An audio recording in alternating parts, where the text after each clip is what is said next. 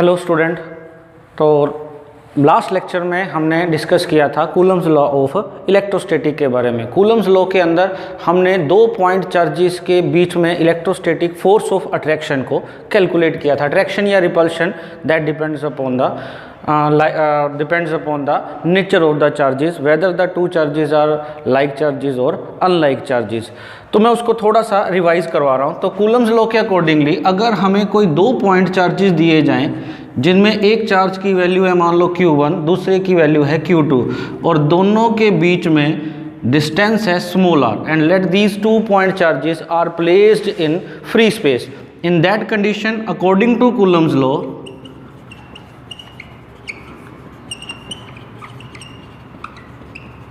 the electrostatic force of interaction acting between the 2 point charges is directly proportional to the product of the 2 charges and inversely proportional to the square of the distance between them।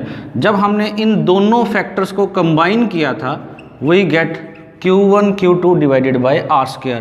Proportionality sign हटाने के बाद हमने यहाँ पर एक constant of proportionality लगाया था कि जिसकी वैल्यू डिपेंड करती है नेचर ऑफ द मीडियम जिसके अंदर दोनों पॉइंट चार्जेस पड़े हैं और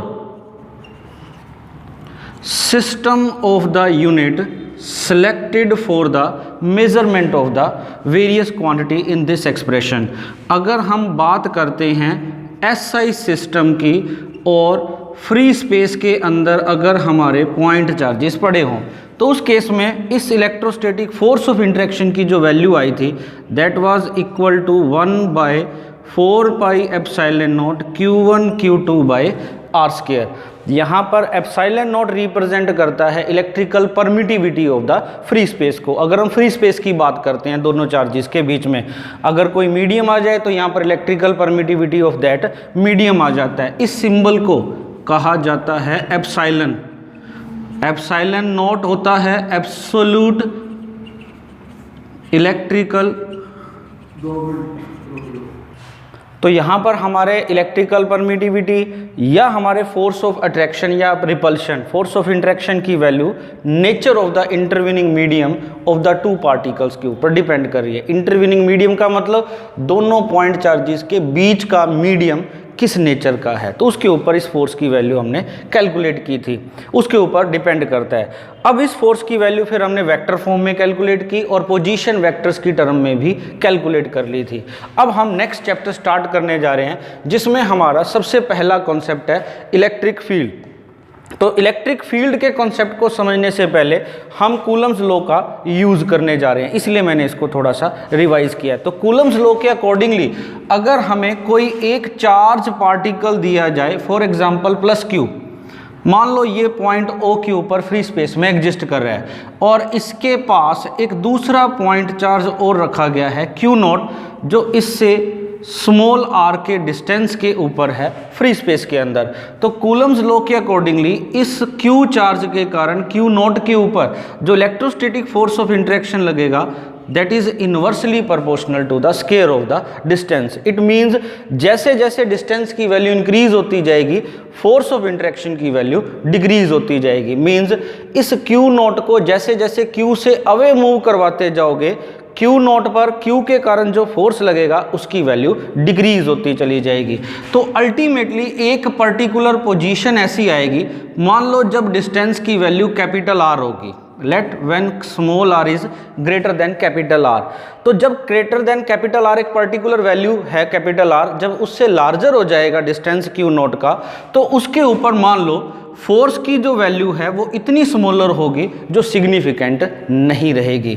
तो अगर हम इस कैपिटल R को रेडियस मान के और Q को सेंटर मान के इसके सराउंडिंग में 3 डायमेंशन में एक स्फीयर ड्रॉ कर देते हैं, तो इस स्फीयर के अंदर अगर Q0 एग्जिस्ट करेगा तो इसका मतलब उसका जो डिस्टेंस होगा वो कैपिटल R से लेसर होगा। अगर कैपिटल R से लेसर होगा तो इसके कारण Q के कारण Q0 के ऊपर जो फोर्स लगेगा वो सिग्निफिकेंट लगेगा, और अगर ये Q0 स्फीयर से बाहर लाई करेगा तो उसके ऊपर इस चार्ज Q के कारण फोर्स की वैल्यू नेग्लिजिबल स्मॉल लगेगी या सिग्निफिकेंट नहीं होगी, इनसिग्निफिकेंट हो जाएगी। तो इट मीन्स ये स्फीयर हमारे इस चार्ज प्लस क्यू के आसपास का वो रीजन हो गया जिस रीजन के अंदर अगर कोई दूसरा चार्ज पार्टिकल एंटर करेगा तो उसके ऊपर हमारे इस चार्ज प्लस क्यू के कारण एक सिग्निफिकेंट फोर्स लगेगा। अगर वो इस स्फीयर से या इस रीजन ऑफ स्पेस से बाहर लाई करेगा तो उसके ऊपर हमारे चार्ज के कारण कोई सिग्निफिकेंट फोर्स नहीं लगेगा।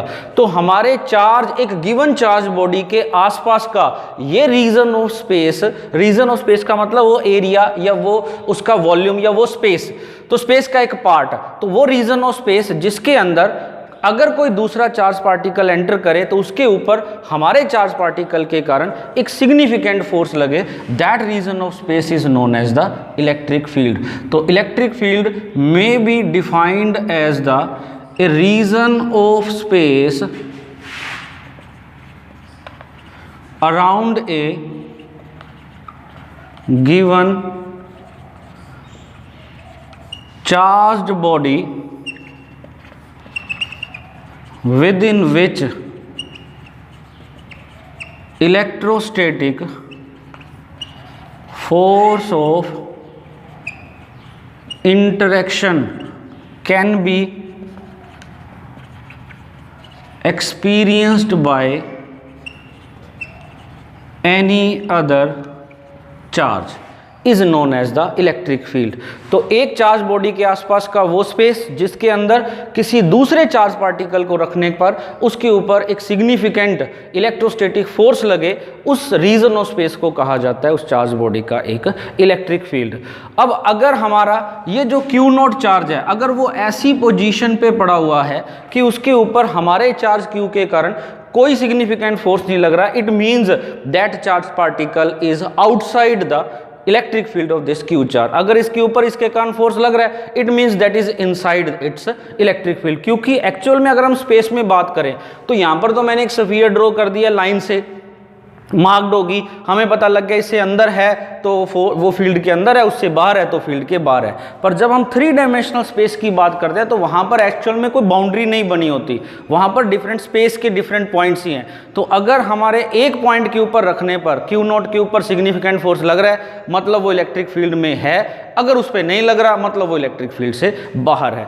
अब उस इलेक्ट्रिक फील्ड के अंदर अलग अलग पॉइंट के ऊपर रखने पर इस क्यू नॉट को हमारे क्यू के कारण अलग अलग अमाउंट का फोर्स लगेगा, क्योंकि इस फोर्स की वैल्यू डिस्टेंस के ऊपर डिपेंड करती है। तो इट मींस अलग अलग पोजीशन के ऊपर सेम इलेक्ट्रिक फील्ड के अंदर फोर्स की वैल्यू डिफरेंट हो सकती है। तो किस पॉइंट पर कितना स्ट्रोंगर फोर्स लगेगा या कितना वीकर फोर्स लगेगा, इसको मेजर करने के लिए हम लोग एक क्वांटिटी का यूज करते हैं and that is known as the electric field intensity. तो इलेक्ट्रिक फील्ड इंटेंसिटी, सबसे पहली बात इलेक्ट्रिक फील्ड इंटेंसिटी है क्या? इलेक्ट्रिक फील्ड इंटेंसिटी बेसिकली एक ऐसी वेक्टर क्वांटिटी है जिसकी हेल्प से हम एक इलेक्ट्रिक फील्ड के अंदर गिवन पॉइंट के ऊपर उस फील्ड की स्ट्रेंथ को रिप्रेजेंट कर सकते हैं या मेजर कर सकते हैं। So it is a quantity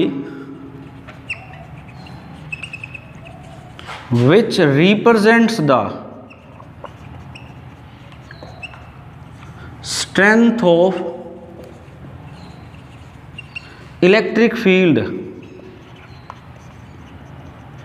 at a given point in the field. एक इलेक्ट्रिक फील्ड के अंदर एक गिवन पॉइंट पर उस फील्ड की स्ट्रेंथ कितनी है, जो क्वांटिटी हमें ये बताए, that is known as the electric field intensity. और ये एक वेक्टर क्वांटिटी है which is generally represented by the symbol capital E with an arrowhead. Arrowhead का मतलब ये एक वेक्टर क्वांटिटी है। अब ये तो बात होगी इसकी क्वालिटेटिव डेफिनेशन की। क्वालिटेटिव डेफिनेशन का मतलब कि ये एक्चुअल में रिप्रेजेंट क्या करती है, इससे हमें क्या इंफॉर्मेशन ऑब्टेन्ड होगी।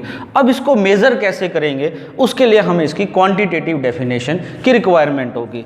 और वो क्या कहती है कि इलेक्ट्रिक फील्ड इंटेंसिटी हमारे इलेक्ट्रिक फील्ड के अंदर किसी एक पॉइंट P के ऊपर एक चार्ज पार्टिकल प्लस Q के कारण जो इलेक्ट्रिक फील्ड लग रहा है, उस इलेक्ट्रिक फील्ड की इंटेंसिटी का मतलब वहाँ पर अगर हम उस पॉइंट P के ऊपर एक यूनिट पॉजिटिव चार्ज रखते हैं तो उसके ऊपर हमारे चार्ज पार्टिकल के कारण जितना फोर्स लगेगा that would represent the electric field intensity at that point. So the electric field intensity eight A point may be defined as the electric force experienced per unit positive charge held at that point. मतलब एक electric field के अंदर एक point के ऊपर अगर हम unit positive charge को रखते हैं तो उसके ऊपर हमारे इलेक्ट्रिक फील्ड के कारण या चार्ज पार्टिकल के कारण जितना फोर्स लगेगा that is said to be the electric field intensity at that point. तो मीन्स अगर हमें यहाँ पर इलेक्ट्रिक फील्ड इंटेंसिटी निकालनी है, फॉर एग्जाम्पल जैसे हमने अभी ये एग्जाम्पल लिया था, तो पॉइंट P पर फील्ड इंटेंसिटी निकालने के लिए हम यहाँ पर पहले एक charge particle Q not consider कर लेते हैं। मान लो इस Q नॉट चार्ज पर फोर्स लग रहा है F के जितना हमारे चार्ज Q के कारण, तो यूनिट चार्ज के ऊपर फोर्स कितना लगेगा F बाय Q नॉट। तो Q नॉट चार्ज को रखने पर इलेक्ट्रिक फील्ड के अंदर फोर्स लग रहा है मान लो F के जितना, तो यूनिट चार्ज पर कितना लगेगा F बाय Q नॉट। तो यहाँ से हमारे पास इलेक्ट्रिक फील्ड इंटेंसिटी का फॉर्मूला आ गया, that is equal to electrostatic force experience divided by the given charge particle held at that point. Clear है बात। अब हमें यानी जब भी फील्ड इंटेंसिटी निकालनी है तो पहले हमें अपनी तरफ से एक पॉइंट चार्ज Q नॉट रखना पड़ेगा, उसके ऊपर गिवन चार्ज पार्टिकल के कारण फोर्स कैलकुलेट करना पड़ेगा, उस फोर्स को Q नॉट से डिवाइड करना पड़ेगा, तब हमारे पास फील्ड इंटेंसिटी की वैल्यू आ जाएगी। अब यहाँ पर ये जो चार्ज पार्टिकल हमने रखा है जिसके ऊपर फोर्स लग रहा है और उस फोर्स को कैलकुलेट करके हम फील्ड इंटेंसिटी निकाल रहे हैं, इस चार्ज पार्टिकल को कहा जाता है टेस्ट चार्ज। और जिस चार्ज के कारण इलेक्ट्रिक फील्ड लग रहा है that charge particle is known as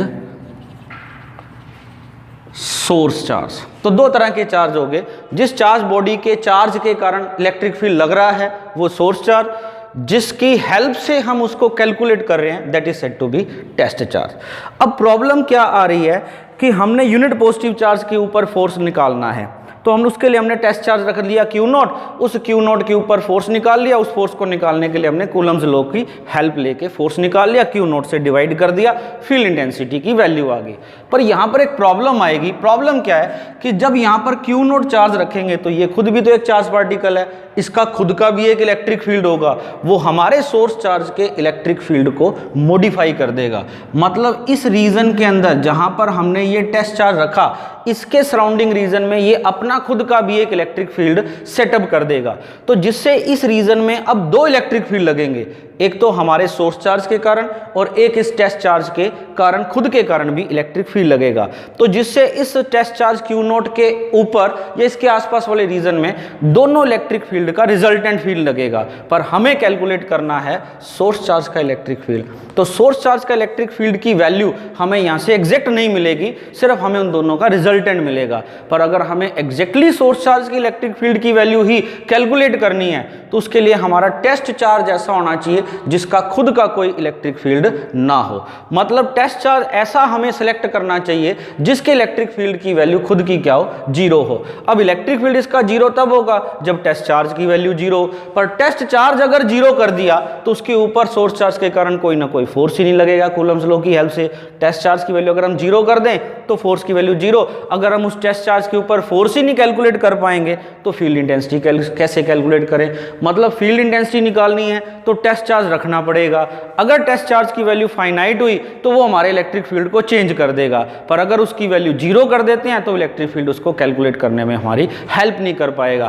तो यहाँ पर हम लोग क्या करते हैं, एक लिमिटिंग कंडीशन अप्लाई करते हैं। उसमें क्या है कि हम लोग ये करते हैं कि जो टेस्ट चार्ज है वो हम जीरो तो नहीं लेते पर जीरो के आसपास का ले देते हैं, मतलब अप्रोक्सीमेटली इक्वल टू जीरो या अप्रोचिंग टू जीरो ले लेते हैं, क्योंकि टेस्ट चार्ज जितना स्मॉलर होता चला जाएगा, जीरो को अप्रोच करेगा, इसका खुद का इलेक्ट्रिक फील्ड उतना ज़्यादा स्मॉलर होता जाएगा, इसके खुद के इलेक्ट्रिक फील्ड की वैल्यू जीरो को अप्रोच करेगी, जिससे इस रीजन के अंदर मेनली हमें सोर्स चार्ज के इलेक्ट्रिक फील्ड की वैल्यू ही ऑब्टेन्ड होगी। तो मतलब क्यू नॉट जितना स्मॉलर होगा, जितना जीरो के पास होगा, इस फॉर्मूले से इलेक्ट्रिक फील्ड की जो वैल्यू आएगी वो उतनी ही ज़्यादा एग्जैक्ट आती जाएगी।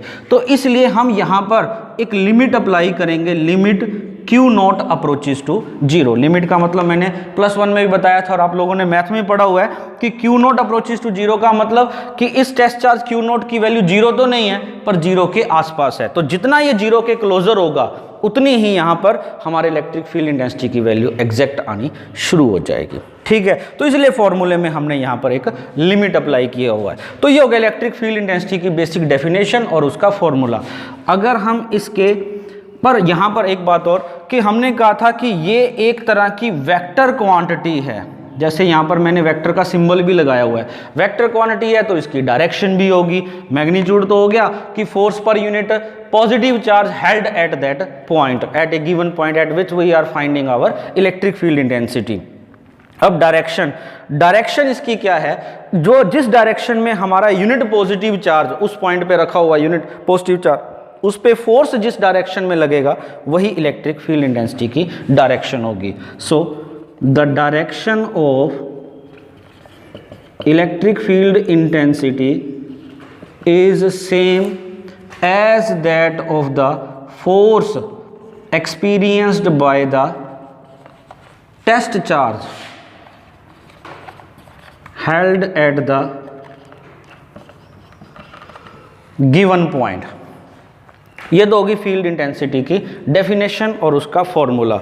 अब उसके बाद है इसका SI यूनिट। तो SI unit of electric field intensity जो होगा दैट इज फील्ड इंटेंसिटी का formula force per unit positive charge. तो फोर्स का SI यूनिट न्यूटन, चार्ज का SI यूनिट कूलम। तो इसका SI यूनिट आ जाएगा न्यूटन पर कूलम। अगर हम इसके डायमेंशनल फॉर्मूले की बात करें तो dimensional formula of electric field intensity जो होगा that is equal to force का dimensional formula divided by charge का डायमेंशनल फॉर्मूला। फोर्स का डायमेंशनल फॉर्मूला में पता है mL/T-2 के इक्वल होता है, और चार्ज का डायमेंशनल फॉर्मूला, ऑल्दो हम लोग इलेक्ट्रिसिटी के अंदर चार्ज को फंडामेंटल क्वांटिटी कंसीडर करके चलते हैं, बट एक्चुअल में क्या होता है वो आप आगे चल के पढ़ेंगे कि चार्ज जो है वो हम डायमेंशनल फॉर्मूले के लिए एज ए फंडामेंटल क्वांटिटी के तौर पे यूज करके नहीं चलते बल्कि करंट को लेके चलते हैं।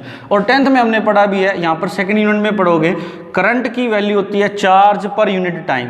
तो यहाँ से चार्ज का फॉर्मूला आ गया करंट मल्टीप्लाइड बाय टाइम, और करंट आई के लिए डायमेंशनल जो सिंबल हम यूज करते हैं वो कैपिटल A से डिनोट किया जाता है, which corresponds to the ampere symbol. Ampere is the SI unit of the current, तो उसका हम डायमेंशनल सिंबल यूज करते हैं। इनटू में टाइम t के लिए कैपिटल T। तो चार्ज का डायमेंशनल फॉर्मूला AT सॉल्व करेंगे तो हमारे पास आ जाएगा mL/T-3A-1। तो ये हो गया आपका इलेक्ट्रिक फील्ड इंटेंसिटी की बेसिक डेफिनेशन, फॉर्मूला, उसका यूनिट और डायमेंशनल फॉर्मूला।